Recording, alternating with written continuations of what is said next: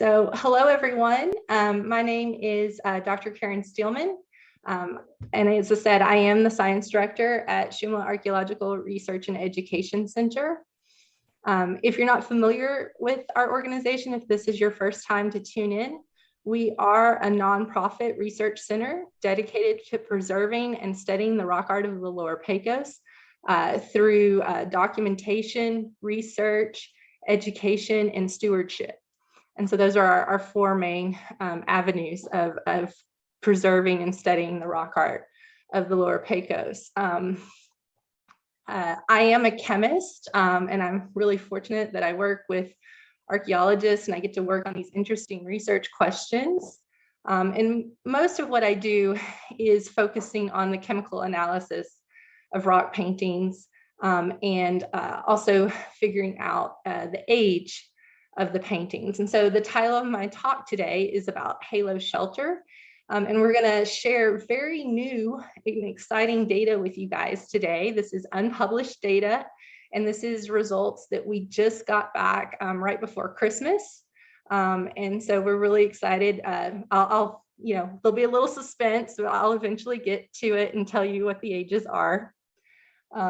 We just want to thank you for being here today for our Lunch and Learn series. We do these once a month.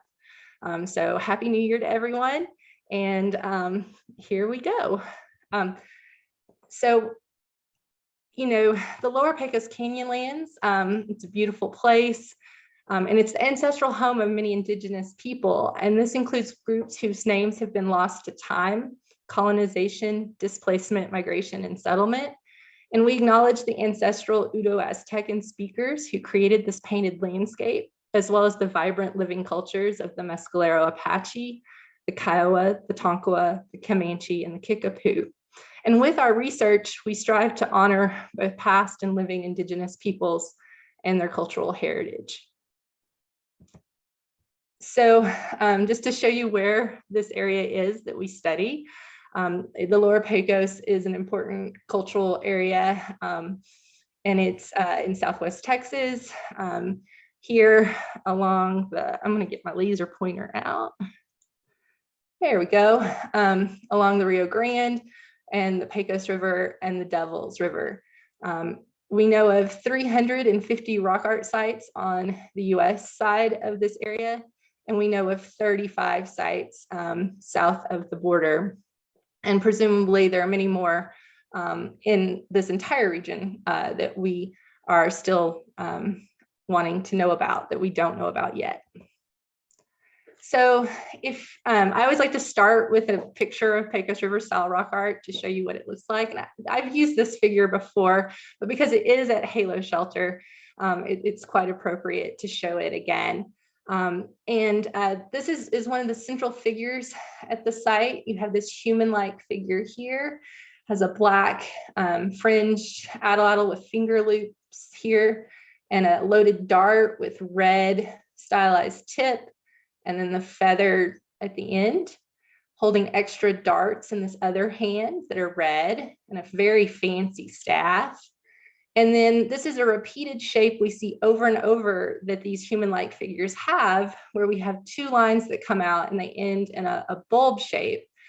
We call this a power bundle, just because you have to have a name for every shape, just like you call a circle. We have to have a name for this shape. So we call this a power bundle.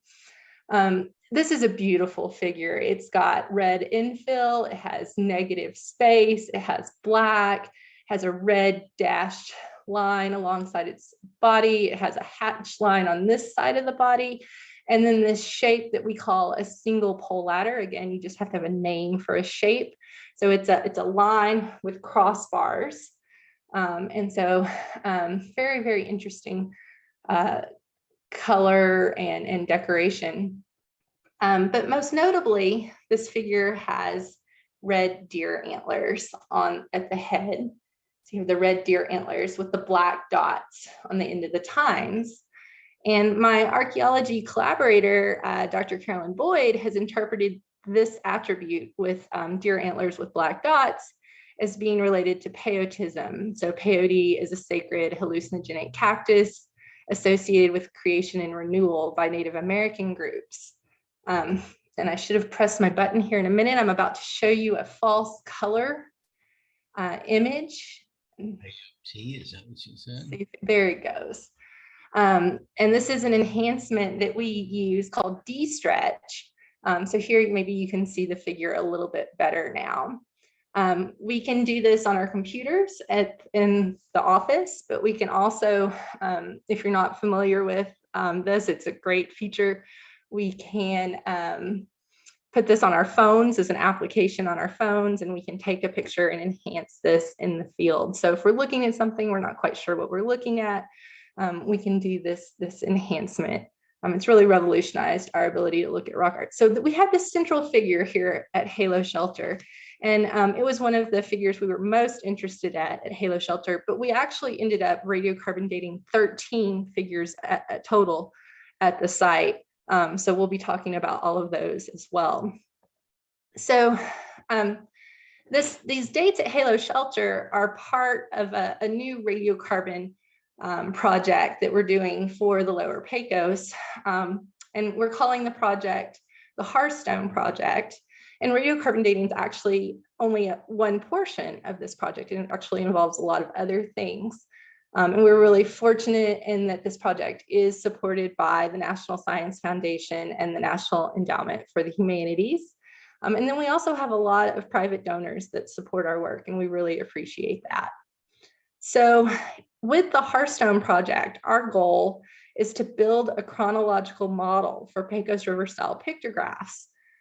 So we can begin to understand when the painting of these murals began, how long the style persisted, and when this painting activity ceased and was replaced by some of the other styles of painting that are also found in the region. And so we really wanted to understand chronologically what's going on with Pecos River style. And so just a little bit more about the Hearthstone Project. We use the model of a comal, or a traditional Mesoamerican griddle that's on the hearth, which is like a tripod. It has 3 legs of support. And so the Hearthstone Project has 3 branches of study, which include formal art analysis, archaeological science, and indigenous knowledge. And I strongly feel that it's this interdisciplinary effort that is the way forward in this type of research. So for the Hearthstone Project, we just finished year 1, and we're entering year 2, so it's a new year. And so far, we've done work at these, let's see, 1, 2, 3, 4, 5, 6 sites. So we're in a good place. The project was designed to fund 60 radiocarbon paint dates from 10 different murals in the region. And so, so far in our first year, we've done field work and completed most of the lab work at these 6 sites. So we're in a good place. The current project is really looking at pictograph stratigraphy. So the places where the paint is on the wall and the order in which that paint is applied, and then also radiocarbon dating those different paint layers. So being able to model when this painting activity occurred. So any radiocarbon dating project, it must be embedded in a robust documentation program. So, the Hearthstone Project begins what we call level 2 and level 3 documentation. You can see here where we're identifying figures like the antlered anthropomorph that I showed you. We're doing detailed descriptions. We're photographing them. They're superstars. They've been photographed hundreds and hundreds of times in different light.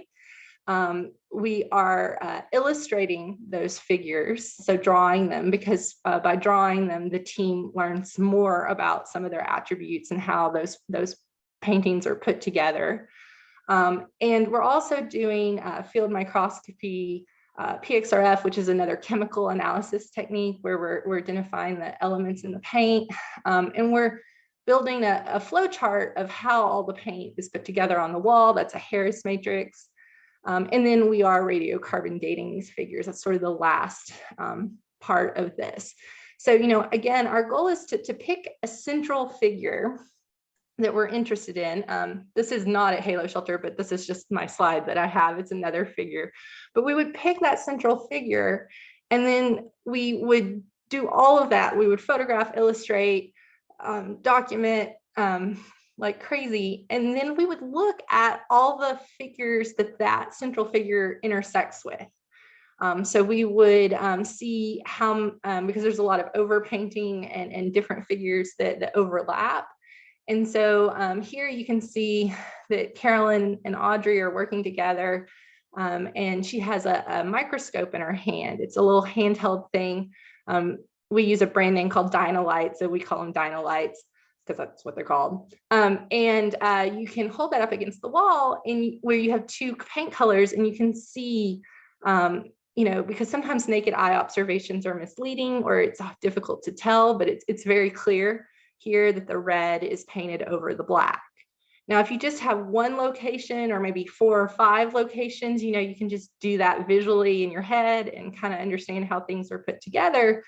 But often at sites, you know, again, I'm actually showing a simple example here with just 3 figures, but we may have 50 figures that are intersected and overlapping with each other. And so the team looks at all of those photographs.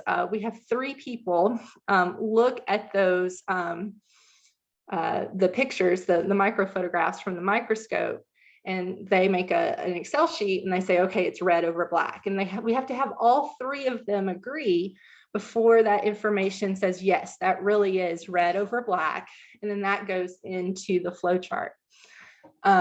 If they disagree, we'll pull in an extra person. And occasionally we can't tell. Sometimes it's like, oh, it's indeterminate. We can't tell what the layering is, but almost all, that's a very few times. Most of the time it's really clear what the order is. And so here in this case, you can see if say this was your central figure that you're interested in, then, you know, you want to see the colors within him. So you have the yellow of that figure, the red of that figure, and the black of that figure.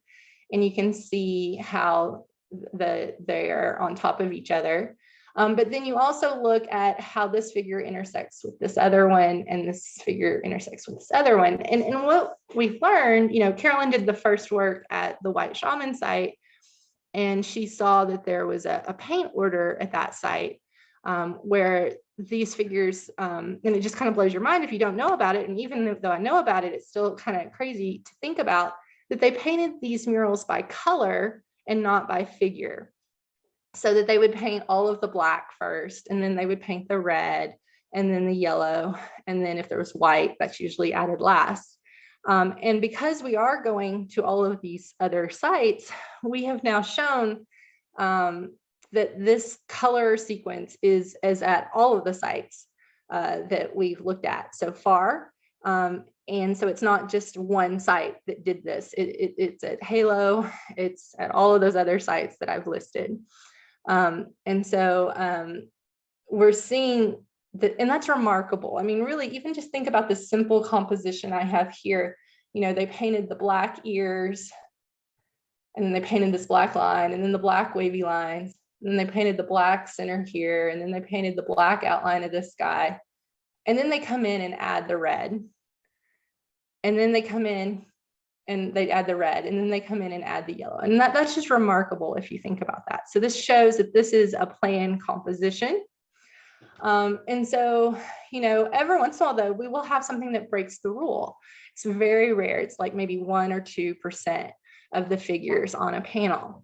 And so we want to look at these flow charts, and we will, when we're doing our radiocarbon dating, we'll say, okay, I'm going to date this central figure. So we'll maybe get a sample to radiocarbon date from the red. But then we'll also look at that big flow chart, and we will radiocarbon date something from the bottom painted layer that was painted first, and then from the top painted layer. Now, if they're all a composition, they should have all been painted at the same time, and we would get dates that are statistically indistinguishable, that they're all the same. And that's great. That's further evidence. showing that these are compositions. And then it's also great because if it is a composition, these become not individual samples, but they become subsamples from one large painting. And that's important statistically because of how we're able to average radiocarbon ages. And that can give us a tighter range. Multiple measurements are always better than one measurement. And so that's a cool thing. But if we have something that doesn't fit in the stratigraphy, maybe it breaks the color order, we can also sample that and get a radiocarbon age for that. And then we can learn the painting sequence at the entire site. So we can see what's happening chronologically at this site. So after the team does the Harris matrix, that's where Carolyn and I really discuss, what is the best thing to radiocarbon date. This is a paper illustration printout from a portion of Halo. We do actually take these in the field because they help us mark where we've done our microscopy, and help us keep track of the work that we're doing. But also these illustrations are important because Carolyn and Phil are taking these panels to indigenous groups in Mexico to seek their consultation and wisdom for interpretation research. And so these serve multiple purposes, these illustrations. Okay, so here we're actually getting to radiocarbon dating. We use a method called plasma oxidation in my laboratory. The top photo is from my laboratory at Shumla here in Comstock. This is a technique that was developed by Marvin Rowe. And when I was a grad student and even later on in my life, we did this where we would process one paint sample at a time. But in the last couple of years, we've built this new system that we're very proud of that has these 10 chambers, which allows us to be more efficient in our laboratory work, allows us to collaborate with more people and do more research because we can process 10 samples in basically the same time it would have taken us to do one sample. But a paint sample does get loaded into this glass chamber. It's called plasma oxidation because of this glow discharge or plasma that you see. There are copper electrodes here. And this is ionized oxygen gas, which is very reactive with organic material. And so it pulls out that organic material as carbon dioxide, which we freeze inside this glass tube that's immersed in liquid nitrogen. And then I can seal off that tube. So now I have carbon dioxide that is from just the organic material that's in my paint sample. And then the solid carbonates and iron ochres and all of that just stay there as a solid. So we can actually pull out the sample and we still have it afterwards. So this is just dating the organic component of the paint, the binders and vehicles that they would have added to their paint recipe to make these beautiful paints. And then we radiocarbon date that carbon, and we use a method called accelerator mass spectrometry.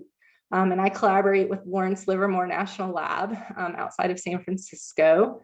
Worked with them for almost 20 years. So it's been a long-term collaboration. And that's where we actually count the number of carbon-14 atoms and carbon-13 atoms. And that ratio tells us how old the paintings are.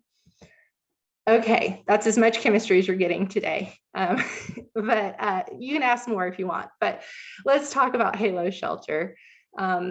It's near the Devil's River, and you do have to kind of climb down to get to it, which isn't too bad if you're just going to visit, but we have a lot of gear. So we have ladders and tables and lots of cameras and tablets and so forth. And so we have a wonderful team. And I just want to highlight some of them here. Tim Murphy is here, and he worked on this project, and he's photographer extraordinaire. Also carried a cooler down to the site for us every day, so we had cold drinks, which was really nice. This is Ashley Busby. She's a fine artist in New England, and she is looking at this site as a composition. She gave a lunch and learn, a month or two ago about some of the stuff that she's seeing at Halo Shelter and at Fate Bell Shelter as far as these sites as composition. So she's filling out a form. They're all reading numbers out to her, and she's vigorously writing those numbers down. And then you have Dr. Diana Radio here. She's actually got a microscope in her hand. It's kind of hard to see. And she's thinking very carefully. She is discussing with, and you can only see the back of her head, but I think I have a picture of her later, of Audrey Lindsay, one of our archaeologists. And Audrey has her phone in her hand. So I'm guessing that she has taken a de-stretch photo, and they're discussing about the best location to put the microscope to get the information that they need. And I'm going to tell you, this team is just wonderful. And so without their work, we wouldn't be able to get the other data that we have. So here is a kind of a view of Halo Shelter. My laser pointer is kind of all over the place. I'm trying to see, sometimes with the internet connection, it doesn't work very well, and it's not. So I'm going to stop doing that. But you can see Halo Shelter there kind of in the center left. So this is kind of from a distance. And then here is Halo Shelter looking directly in, and we're actually working in the shelter. So if you look really carefully, you can kind of see us in there. And then you can kind of make out some of the paint on the back wall if you look. Depends on how big your screen is and what you're looking at. So this is Halo Shelter. And then here is, I'm just showing him again because he's so beautiful. This is the figure that I talked about at the beginning. There it is. And so this is one of our figures that we wanted to know the radiocarbon date for, because this has got a lot of attributes that we see repeated across the landscape. And we wanted to know how old is this motif, at least at Halo Shelter. And then, you know, we'll hopefully date some other figures with this motif at other sites. And then we'll be able to see maybe how long this motif persisted. Right now, I can just tell you how old it is at Halo Shelter. I feel like I'm giving you like a big anticipation thing. I'm sorry, the dates aren't until the end, so y'all just have to hang in here with me. But there are a lot of pictures. So I've circled where that figure is here, so you can see if you can make out. Now this is an illustration that Carolyn Boyd drew of Halo Shelter. I did not draw this. Carolyn did this. It's wonderful work she does, where she looks at really close-up figures of these individual figures and puts them together in Adobe Photoshop. Kind of take the circle away, and we dated sort of 13 figures across this whole panel. I'm going to try the laser pointer one more time. Let's see. I'm going to show you individual photos, but like we dated a figure here. We dated this sinuous line thing. We dated this figure here. We dated this red line. We dated this figure here, our central figure, some of these dots that are impaled, the feline, these shape here, some of these deer, some other stuff that's not in the illustration that's on the further right side of the panel. So just, you know, we looked at the panel as a whole. One of the things that I was really interested that we dated were these lines right here. Some people had talked about this being maybe a different style, something called bold line geometric. But, you know, Ashley gave a talk, as I said, a few months ago, and she talked about how she thinks it's showing perspective because you have these big lines up here in the foreground and you have these smaller zigzag lines in the background. Also, we dated some of this orange that we do know was added later. Because of the microscopy, we can see that it breaks the rule that this orange here is on top. And so, okay, so this is the panel, and let's keep going. So I'm going to show you a picture of every figure that we dated. So again, this sort of black sinuous line that's outlined in red. This is harder to see, but there is yellow paint, and I'm not going to, the laser pointer is kind of acting crazy, but there's yellow paint that goes across this big yellow figure, and it's just smudged paint. It's almost like spray splatter paint. If you see if you know where the yellow sort of deer feline, it's a feline because it has a curved tail. There's some yellow paint above that, and that's what we dated, that yellow paint. So it goes across the whole panel. There's a red line that goes over a large portion of the panel, and it has sort of these fringe lines that come off of it. And we dated part of that red line that's sort of above this yellow anthropomorph. And I know I'm going fast. We dated the central figure that we talked about, the deer headdress figure. We dated these impaled dots. They're red here, and they have like a black tip, and they're impaled with a dart. So we dated those. There's a water seat that covers part of the panel, but behind that water seat, there's a beautiful anthropomorph, a human-like figure that has a black center line and a yellow body with sort of red stripes up along the body. And so we dated that figure. We dated this black figure that looks different than all the others. It has his arms kind of out. I always say arms akimbo, kind of on his hips, and has feet, sort of a different body shape. We dated the two-legged feline. Dr. Rolon has done a lot, Deanna has done a lot of interpretation of felines in Lower Pecos art, and so we wanted to get a direct date on the feline. We dated this shape, and I don't want to get too far into it, but Deanna has done a lot of interpretive work on this panel, and she's still working through it. You know, it's not in the stage that's ready to be published yet, but she has related this to sort of a figure in Mesoamerican iconography called a Malinali. And so that's really, really interesting. And these are those lines that I talked about that were kind of up front in front of the feline that I said some people had said were maybe a different style. This red sort of vertical and zigzag lines. And then I'm trying to remember, oh, the orange. It really sticks out when you're at the site. We dated one of these orange figures that is painted over, and we have done the microscopy. You can almost see it in the photograph that it is painted on top of the panel. And so, you know, the question was, when was it added? We're almost there, guys. Hang in there. And then we also dated this sort of like a deer. This is a zoomorph figure. There's a line of them. They're on the right side of the panel. We dated one of those. And then not in the illustration I showed you, but on the far right side of the panel, and I'm going to try my laser pointer again. There's this red circle with red and yellow sinuous lines coming off of it. This has been interpreted as like an arch or a portal. And so we wanted to get, there's some interpretive work on this design that we see at multiple sites. And so we wanted to radiocarbon date that as well. It's also not on sort of the main panel, it's kind of off to the side. So we wanted to know if the stuff that was off to the side was painted at the same time or at a different time. And here are the radiocarbon dates. So we have 13 radiocarbon dates. And again, this is unpublished data. This is very new. So you're really getting a sneak peek here. One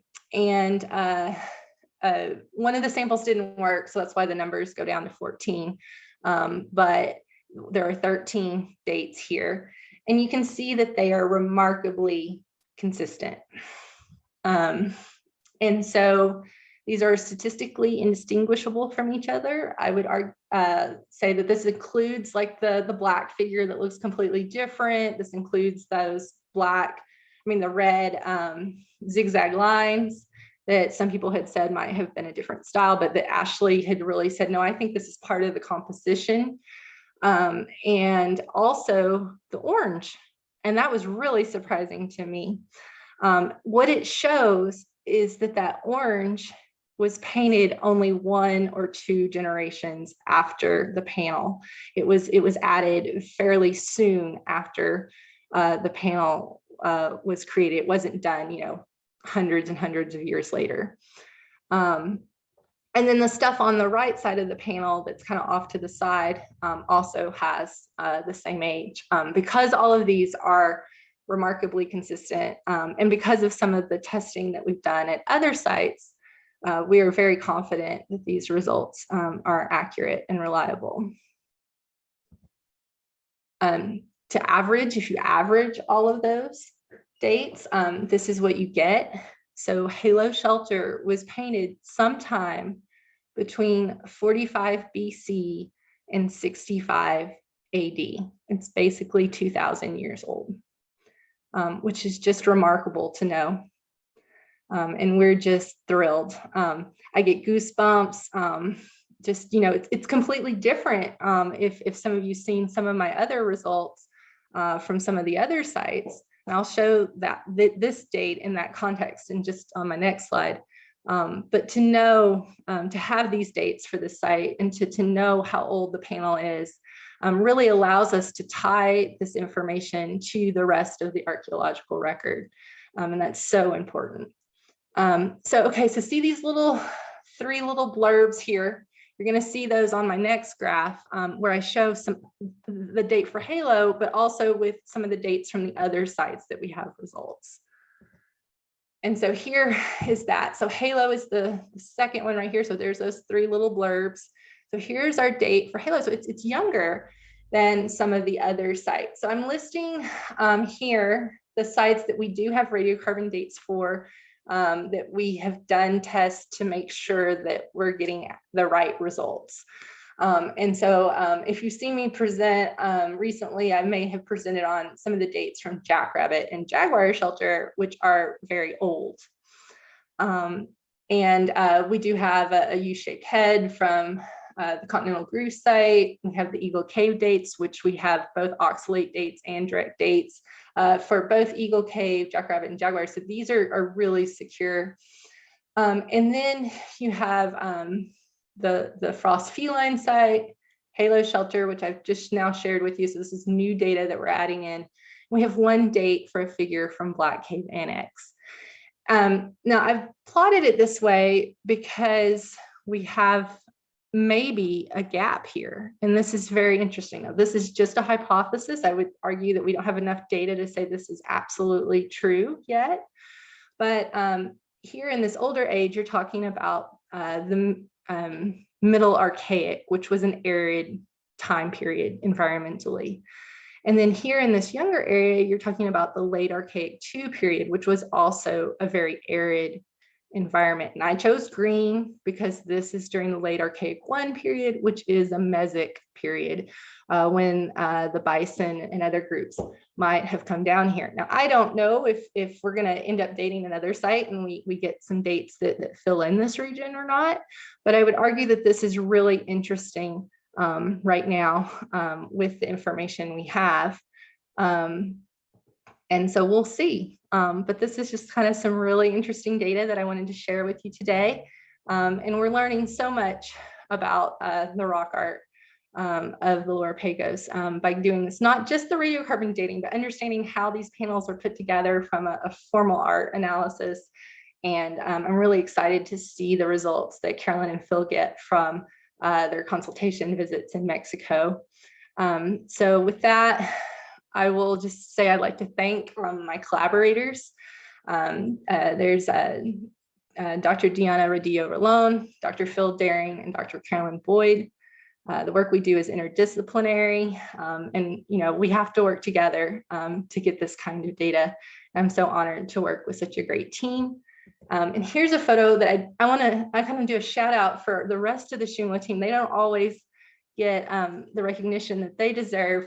There's Veronica Hackett there in the back. She's our operations manager. Rudy Bainey is next to her. He is my new, if I can get the darn laser pointer to work. He is my new lab assistant, so he's working lab. Katie Wilson, leading our TREX program. Seamus Anderson, one of our archaeologists. Emil Zuberbuehler, there I am. Audrey Lindsay, there's the front of her face. I told you I'd show the front of her face. Jessica Hamlin, our executive director, Missy Harrington, our librarian and just wonderful person, and Deanna again. So with that, I'll end the PowerPoint and just open this up to questions. Thank you all. I see there's some questions in the chat. I can go directly to those. You guys can unmute if you want to, but you don't have to. Okay, yeah, so the spread of the dates is very interesting, especially the Mesozoic gap. Also, do you think that we may be able to define substyles? So that's our goal, right? Substyles within the Pecos River style, because these dates I didn't comment on that, but this is a long time for art to be produced. But we know that art in other cultures is produced for long periods of time as well. But I think maybe we hadn't thought of that as much for the Pecos River style. Maybe, when I was in grad school, it was like they're 2,000 to 4,000 years old, and that's it. And we're starting to see a little bit of an expansion of that. But we're dating more sites and we're getting more data. But yes, I mean, you could, the figures at Halo Shelter to me look very different from the stuff at like Panther Cave. And so, looking at substyles, I think it would be a great project for a young archaeologist to take on. Karen, it strikes me really in looking at the variability. I've always felt, and Amy Spanner will know what I'm talking about, that Halo seemed to me later than Rattlesnake and Panther and Mystic. And I think Cedar Springs may be later because the art style is a little bit different. It's more fine line. At Halo, you get some of the really tiny figures, just super tiny figures that just don't show up at some of the other sites. And looking at art styles, I've been studying art style now and the memories for about 40 years. And there is a really clear evolution through time that is fairly easily detectable. But that gap, that is fascinating to me because that was one of the things. There is clearly an interruption in the material sequence during that interval. Clearly an interruption. And so if you have a resident population there who claim that as their ancestor homeland, and they get pushed out, it may be coming back when things have cleared up some. And that may be what's going on here. I'm curious about if you think maybe the felines may be late. It looks to me like a couple of dates are showing pretty late for the felines. So yeah, absolutely, Harry. And I agree completely that there's a lot of interesting stuff going on here. I think I had a gut feeling that Halo was younger, but I don't always trust my gut. And so as a chemist, I like to do these measurements. But now the feline at Halo is 2,000 years old, but we need to look at some of the other felines. I would also say that, and I didn't say this either, but you talking made me think about it. So far, all the sort of peyote motifs are in that younger side of the gap, and the rabbit ear figures that may be associated with Datura are on the older side of that gap. And I think that's a really interesting thing to see if that holds up as we get more data. Did they go to Mexico? If we dated the sites in Mexico, would we get dates that are, in that gap? I don't know the answer to that, but there sure is a lot of interesting research that we still have to do. And I really do hope that some young aspiring archaeologists do start to look at the substyles. And, we hadn't even really, I know that there were some earlier studies where people did define substyles for Pecos River, but they were just kind of doing it on the formal art analysis. But now we can start looking at that both from the formal art analysis and also these radiocarbon dates. And I think that would be really interesting. Well, that's really some fantastic work that y'all are doing. Thank you, Harry. Okay, I'm going to go to my next. Thanks, Tim. Tim Watt said, amazing, congratulations on this wonderful accomplishment. Marglyph, my friend Margaret, said, do you think there might be a geographic or geologic reason that the dates are different than the older sites? So yeah, I mean, I actually haven't really mapped these. And one of the things with the sites that we have left, we haven't actually selected which sites we're going to do, at least the other 4 sites that we'll do as part of this particular funded project. But we want to make sure we're getting sites that are, you know, geographically are kind of covering the whole region. And so we need to kind of do some stuff that's maybe east of the Devil's River and some stuff like that. And yeah, I don't know the answer, but I think as we collect more data, we will be able to answer those questions about, is this chronologically distributed by style, or is it geographically? And then I have another question from Al Dart. Did Karen say what materials the non-black paints have in them that is AMS datable? I understand that the black paint probably has datable charcoal residues, but what about the other colors? Okay, so we have done pigment analysis, and I didn't just because I wanted to talk about halo, but we have done pigment analysis for the rock art in the region. And actually our black paint is not charcoal. It is a manganese oxide, hydroxide. There are manganese veins here. I've actually seen them, and you can actually pick up the black rock and it's real friable and loose. It would have been easy to grind. The reds and yellows are some form of iron oxide, hydroxide, they're ochre, hematite, goethite, some of these other geological ochre minerals. And then the white, we're still working on, but I have some very preliminary evidence that it might be gypsum, which is not what I was kind of told when I was a schoolgirl. I was told it was clay, kaolin clay. And so we really need to do some more studies on the white. So paint is made up of different things. Paint has pigment, which produces color, and that's all of the minerals. But the organic material that we're dating would be the binders and vehicles that they would have mixed with those minerals. When you grind up a paint, even if you do density separate ochre, even if you do density separation and let the heavy parts settle to the bottom and you skim off the top and you dry it, you have this fine paint powder.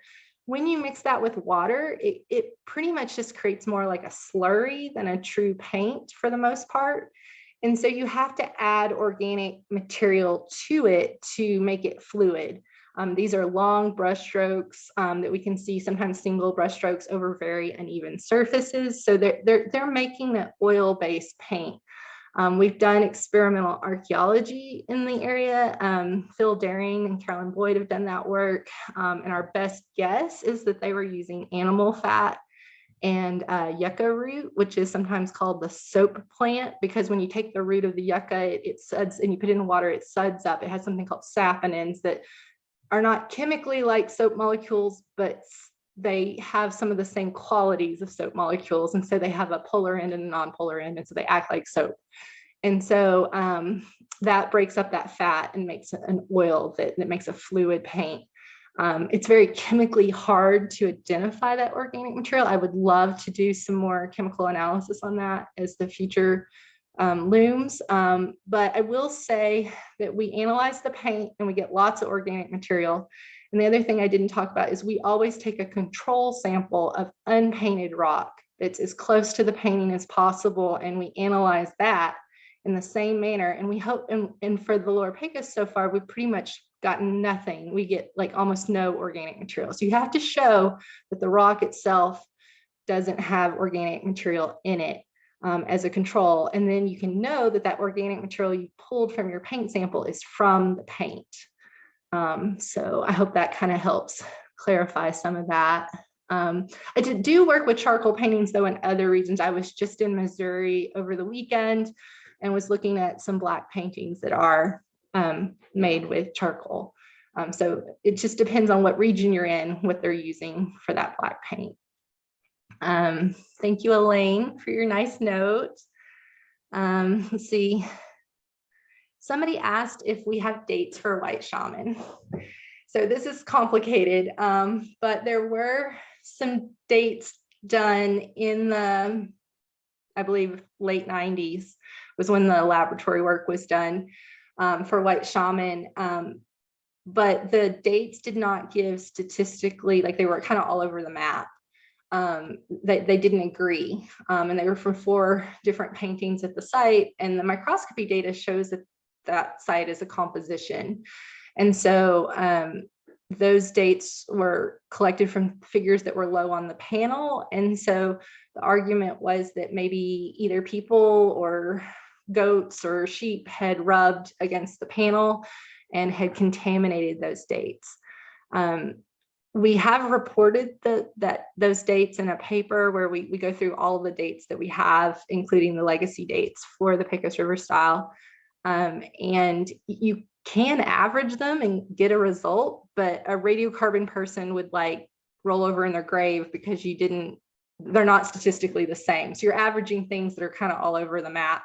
And the question is, does that average mean anything or does it not? I will say that the average is about 2,000 years old, very much like the halo date. So that is interesting, but I don't necessarily trust those results. And thank you, Anne. How much material do you need for carbon-14 analysis? So about the surface area of a dime, and I will say that we do not, I don't like to take samples. It's very, it's a destructive technique. You do actually have to physically take something off the wall. We make sure that we consult as many people as possible before we make that decision to do that. I will say for these sites in the Lower Pecos, they are sort of falling apart. You can literally see like loose pieces that are going to fall. It could be in the next day, or maybe it'll be in the next 5 years, but it's going to fall off the wall. And so we try to collect samples from these locations it's called a spall when it falls off the wall like that, so that we're not taking anything that nature wouldn't have taken on its own. But it's about the surface area of a dime. We also document like crazy. We document before and after we take the samples. Is the specific color order found in other areas? So I don't know the answer to that. I think nobody had really looked. I mean, when you think about figures, I would paint this figure and then I paint this other figure and then I paint this other one. And so this idea of this color symbolism being so important that you would map it out. From a chemist's perspective, to me, it kind of makes sense, because if you have to prepare this paint, and this is a valuable material, and you're making your paint pot, maybe painting all the black and having it all there, you have that one paint pot that you use that day, and then you let it dry. And then the next day or two, you come back and you add the red. From a manufacture process, in some ways, to me, that kind of makes sense. But you have to actually hold a microscope up to the wall and look to see if this is happening. I wouldn't say that's happening in all areas across, the US, but there might be some other areas where they are doing this. I just think people need to look. So thank you, Jerry. Okay. Is there, so somebody else also, Marilyn also asked, is there a time overlap between halo and feline sites? One of the other sites that's in the younger age is a site called Frost Felines, which we didn't know about until the last year or so. But it is, they're actually therianthropes. They're sort of like human-like figures that have cat qualities, feline qualities. And Carolyn shows those images in her speech breath paper, which I think is open access on our website if you wanted to see those. But I don't remember the exact dates, but it's in that younger part. I know that much. But I would need to go back and figure out what imagery we dated at all those sites. And that's something our archaeologists are doing. They're making these large charts of like attributes and figures so that we can start to say we're not only dating sites, but we're dating repeated figures and repeated attributes, and then looking at those dates. And so we're kind of in the early stages of interpretation of the data from that standpoint. I'm guessing the mesic gap is because higher humidity destroys the pigments. Maybe, but I don't think so. I think the older pigments still survive. They were painted, 5,000 years ago at Jaguar Shelter. And then they survived that dry period, then they survived the Mesic period, and then the second dry period. But I think it was maybe that the groups were moving around, like Harry was talking about, maybe got pushed out because maybe bison hunters from the plains moved in. That's been a theory that's been hypothesized. So that's that. Thank you, Al.